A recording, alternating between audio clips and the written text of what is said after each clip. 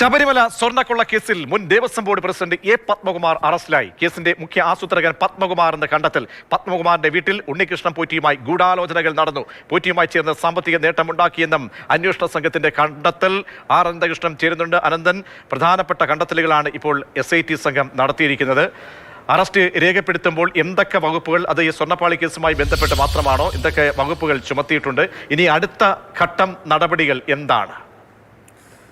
പ്രജീഷ്, സ്വർണ്ണപ്പാളി കൊള്ളയുമായി ബന്ധപ്പെട്ട് ആണ് പത്മകുമാറിനെ അറസ്റ്റ് ചെയ്തിരിക്കുന്നത്. ക്രൈംബ്രാഞ്ച് ആസ്ഥാനത്ത് ഏതാണ്ട് 2-3 മണിക്കൂർ നീണ്ട ചോദ്യം ചെയ്യലിന് ഒടുവിലാണ് പത്മകുമാറിൻ്റെ അറസ്റ്റ് SIT രേഖപ്പെടുത്തിയത്. ഇനി അല്പസമയത്തിനകം പത്മകുമാറിൻ്റെ വൈദ്യപരിശോധന പൂർത്തിയാക്കിയ ശേഷം കൊല്ലം കോടതിയിൽ, വിജിലൻസ് കോടതിയിൽ ഹാജരാക്കും.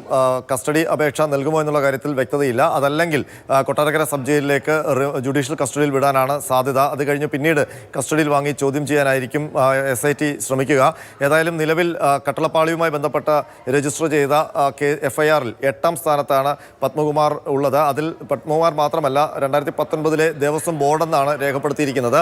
ആ 8ാം പ്രതി സ്ഥാനത്തേക്കാണ് ഇപ്പോൾ പത്മകുമാർ വരുന്നത്. അങ്ങനെ വരുമ്പോൾ പത്മകുമാർ ഈ കേസിൽ ഒരു 8ാം പ്രതി മാത്രമല്ല, അതിലെ മുഖ്യ ആസൂത്രകൻ എന്ന നിലയിലാണ് ഇപ്പോൾ SIT കാണുന്നത്.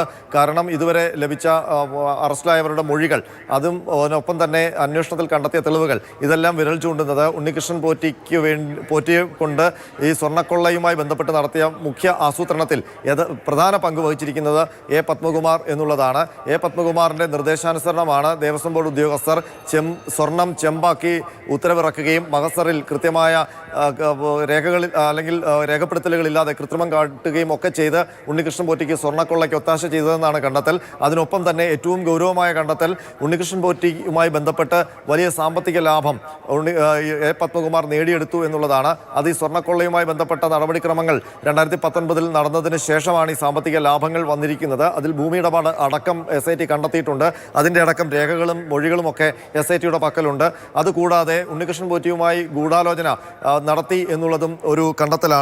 അത് ഉണ്ണികൃഷ്ണൻ പോറ്റിയുമായി കൂടിക്കാഴ്ച നടത്തിയിരിക്കുന്നത് പത്മകുമാറിൻ്റെ ആലമ്പുഴയിലെ വീട്ടിൽ വെച്ചാണ്. അവിടെ പലപ്പോഴും ഉണ്ണികൃഷ്ണൻ പോറ്റി സന്ദർശകനായി എത്തിയിട്ടുണ്ട് എന്നുള്ളതും SIT കണ്ടെത്തിയിട്ടുണ്ട്. അങ്ങനെ പത്മകുമാർ ഒരു വലിയ പ്രധാനപ്പെട്ട പ്രതിയായി ഈ സ്വർണ്ണക്കൊള്ള കേസിൽ മാറുകയാണ്.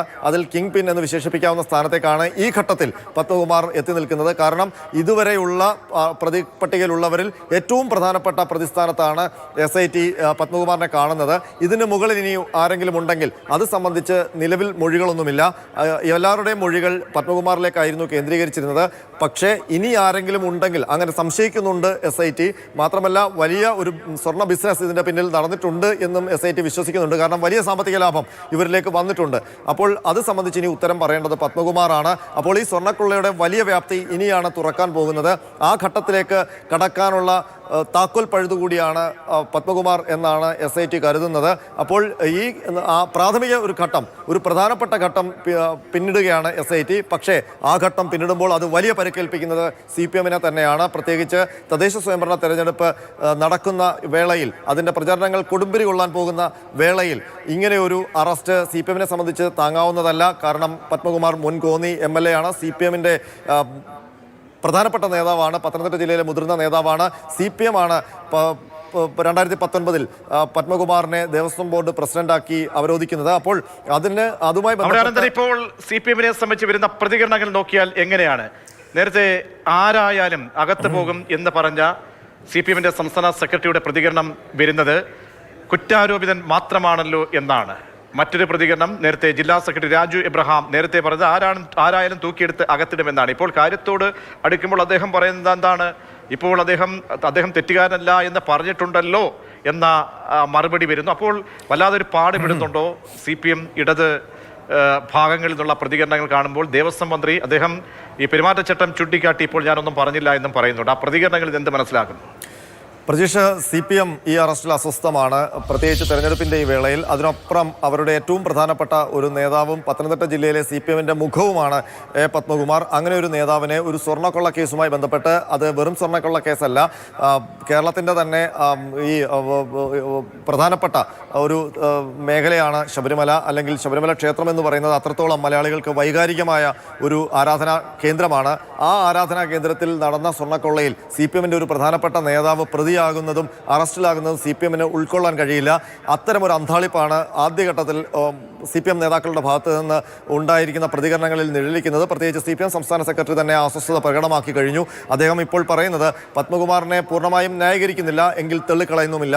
പത്മകുമാർ ആരോപണ വിധേയൻ മാത്രമാണ്. കോടതിയാണ് ചാർജ് ഷീറ്റ് ലഭിച്ചതിന് ശേഷം ഇത് കുറ്റക്കാരനാണോ അല്ലയോ എന്ന് തെളിയിക്കേണ്ടത് എന്നുള്ളതാണ്.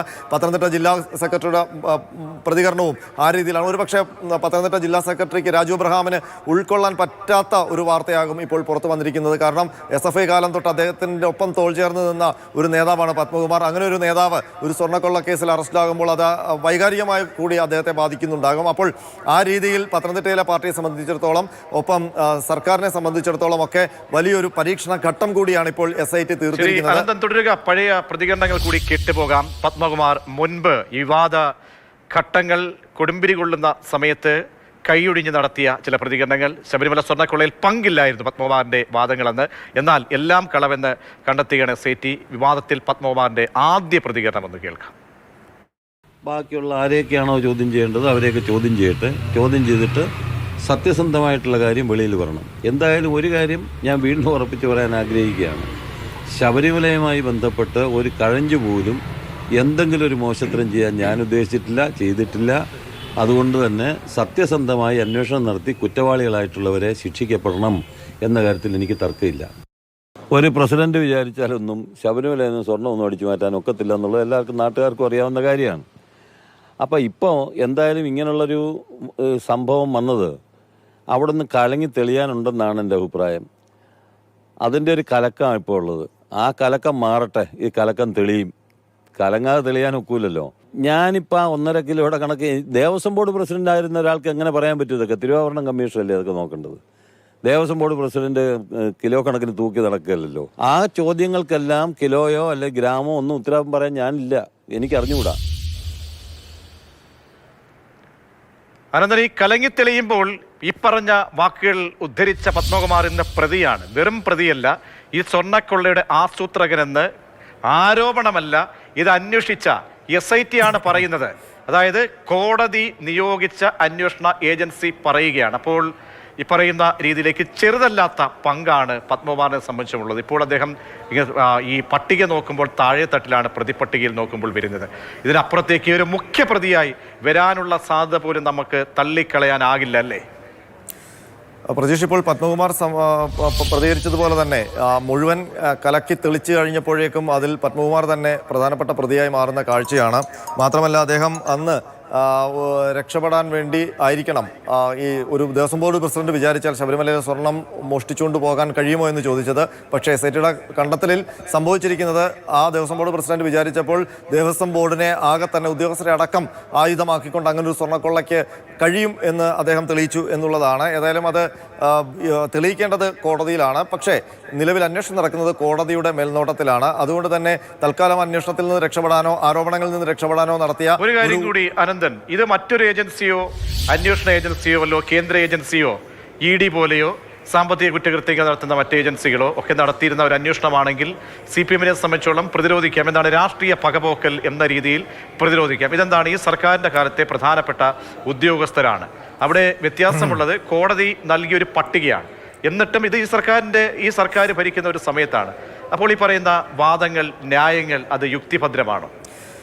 പ്രജീഷ്, അത്യപൂർവമായ ഒരു അന്വേഷണമാണ് ശബരിമല സ്വർണ്ണക്കൊള്ളയുമായി ബന്ധപ്പെട്ട് നടക്കുന്നത്. കാരണം സാധാരണഗതിയിൽ ഒന്നിൽ ക്രൈംബ്രാഞ്ച് അത് സ്റ്റേറ്റ് ഗവൺമെൻറ് കീഴിലാണ്, അതല്ലെങ്കിൽ കുറച്ചുകൂടി അന്വേഷണം സുതാര്യമാകണം, സ്റ്റേറ്റ് ഗവൺമെൻറ് ഇടപെടലില്ലാതെ അന്വേഷണം നടക്കണമെന്ന് പറയുമ്പോൾ അത് CBIയിലേക്കൊക്കെ പോകുന്നതാണ് സാധാരണഗതിയിലുള്ളത്. പക്ഷേ ഇവിടെ അന്വേഷണം നടക്കുന്നത് നോക്കൂ, ആരാണ്?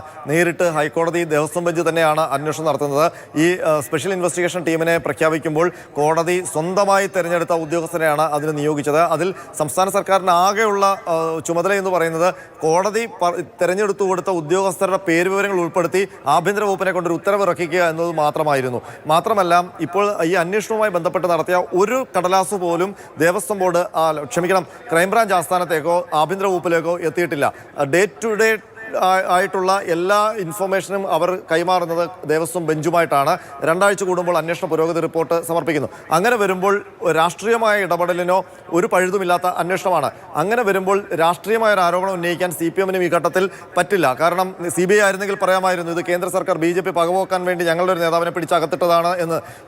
ഇനി ഒരുപക്ഷെ ക്രൈംബ്രാഞ്ച് ആകുമ്പോൾ അറസ്റ്റ് ഉണ്ടാകുമോ എന്നുള്ള കാര്യത്തിൽ സംശയമാണ്. കാരണം ഇങ്ങനൊരു രാഷ്ട്രീയ സാഹചര്യത്തിൽ പത്മകുമാറിനെ പോലെ കുറ്റം തെളിഞ്ഞാൽ പോലും ഒരു പക്ഷേ അറസ്റ്റ് വൈകിപ്പിച്ചുകൊണ്ട് പോയി തെരഞ്ഞെടുപ്പ് കഴിഞ്ഞിട്ടാകാം. ചിലപ്പോൾ നമ്മൾ സാധാരണ കണ്ടിട്ടുണ്ട്. ഇപ്പം ഇനി ഇങ്ങനൊരു ഘട്ടത്തിൽ ക്രൈംബ്രാഞ്ച് ആയിരുന്നു അന്വേഷിച്ചിരുന്നതെങ്കിൽ ഒരു പക്ഷേ തെരഞ്ഞെടുപ്പ് ഫലം പ്രഖ്യാപിക്കുന്ന അന്നായിരിക്കും ചിലപ്പോൾ പത്മകുമാറിൻ്റെ അറസ്റ്റ് നടക്കുക. അപ്പോൾ അങ്ങനെയൊന്നും പഴുതുകളില്ലാതെ ഇപ്പോൾ ഈ തെരഞ്ഞെടുപ്പിൻ്റെ ഘട്ടത്തിൽ തന്നെ, പ്രചരണ ഘട്ടത്തിൽ തന്നെ ഒരു അറസ്റ്റ് നടക്കുമ്പോൾ കോടതിയുടെ SIT-യുടെ അന്വേഷണം കൂടുതൽ സുതാര്യമാവുകയാണ്, ജനങ്ങൾക്ക് കൂടുതൽ വിശ്വാസമാവുകയാണ്. അപ്പോൾ ഒരട്ടിമറിക്കും സ്കോപ്പ് ഇല്ല എന്നുള്ളതാണ് ഈ അന്വേഷണത്തിൽ നമുക്ക് വെളിവാകുന്ന ഒരു കാര്യം. അതിനൊപ്പം തന്നെ ഇത് വൈകുന്ന സമയത്ത് ഒരുപാട് ആരോപണങ്ങൾ ഉണ്ടായിരുന്നു. പത്മകുമാറിനെ അറസ്റ്റ് ചെയ്യില്ല, ഒരുപക്ഷെ വാസുവിന്റെ അറസ്റ്റോടുകൂടി അവസാനിക്കും എന്നൊക്കെയുള്ള ഊഹാപോഹങ്ങൾ ഉണ്ടായിരുന്നു. അവിടെയാണ് അനന്തൻ, ഒരു ബാലൻസ് ഷീറ്റ് വളരെ പ്രധാനപ്പെട്ടതാണ്. അതാണ് ഒരു അന്വേഷണ പരിധി, ഒരു ടൈം ഫ്രെയിം കോടതി നിശ്ചയിച്ച് കഴിയുമ്പോൾ അതിൻ്റെ ഒരു അവസാന ഭാഗത്തേക്ക് കടക്കുകയാണ്. ഒരു ബാലൻസ് ഷീറ്റും ഇല്ലാതെ കോടതിയിലേക്ക് ചെന്ന് കഴിഞ്ഞാൽ ചെവിക്ക് പിടിക്കും കോടതി എന്ന് ഈ അന്വേഷണ സംഘത്തിനും അറിയാം.